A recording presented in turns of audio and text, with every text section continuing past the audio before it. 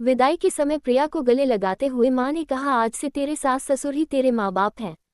तभी सरिता जी बोलती हैं, चिंता न करो समधन जी, बहू नहीं बेटी ले जा रहे हैं। प्रिया का ससुराल में पहला दिन था। वह सुबह जल्दी उठकर नहा धोकर तैयार हो गई।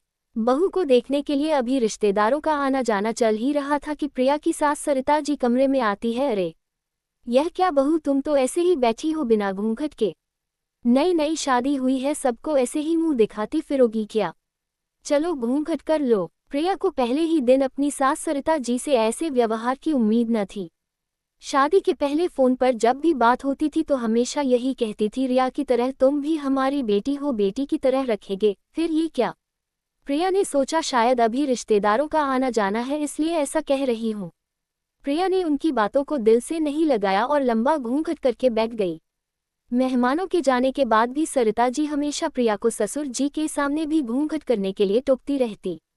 एक दिन सरिता जी और प्रिया साथ में खाना खा रही थी। प्रिया को रोटी चाहिए थी।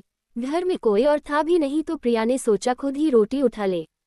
प्रिया ने जैसे ही हाथ बढ़ाया सरिता जी जोर से चिल्लाई, अरे पूरे रोटियों को जूठी कर दोगी क्या? बहुओं का जूठा छुआ ससुर जी नहीं खाते, तुम्हें नहीं पता क्या? सरिता जी की आवाज में इतना तीखापन था कि बेचारी प्रिया की भूख ही मर गई। सरिता जी हमेशा किसी न किसी बात पर प्रिया को टोकती रहती थी। बहू ये मत करो, बहू वो मत करो। प्रिया हमेशा सोचती कि अब मैं और नहीं सुन सकती, लेकिन परिवार में शांति बनाए रखने के लिए वो कभी सरिता जी को पलटकर जवाब नहीं देती। हमेशा हंसमुख और चंचल रहने वाली प्रिया गुमसुम रहने लगी। ससुराल में उसे घुटन सी होने लगी। प्रिया के मायके से जब भी कोई मिलने आता सरिता जी सबसे यही बोलती फिरती कि प्रिया तो हमारी बेटी है और हम उसके माँ बाप बिल्कुल बेटी की तरह रखते हैं। एक दिन प्रिया और उसकी नंद रिया किसी बात को लेकर जोर जोर से हंस रही थी। तभी सरिता जी गुस्से से आती हैं। बहुएं इतनी जोर से हंसती हैं क्या? पड़ोसी भी सोच रहे होंगे इनकी बहू तो जोर जोर से हंसती है, जोर जोर से बोलती है। तुम्हारे माँ बाप ने कोई संस्कार नहीं सिखाए क्या?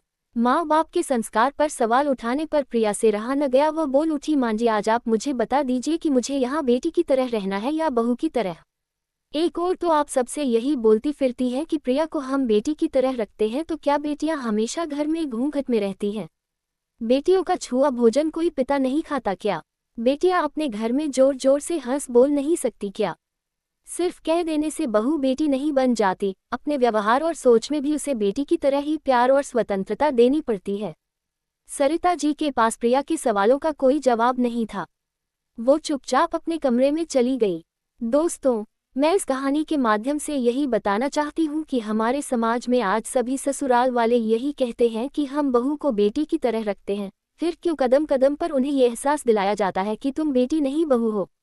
सिर्फ बहुओं से ही ये अपेक्षा की जाती है कि वह सास ससुर को माँ बाप की तरह प्यार और सम्मान दे, और जो लड़की अपने माँ बाप भाई बहन को छोड़कर आती है वह ससुराल में सभी को अपने परिवार की तरह मान भी लेती है। पर क्या ससुराल में उसे बेटी की तरह माना जाता है? उसे बेटी की तरह पहनने उड़ने, घूमने फिरने, हंसने बोलने की आज़ादी दी जाती है। अगर आपको हमारी स्टोरी अच्छी लगी तो लाइक और सब्सक्राइब करें।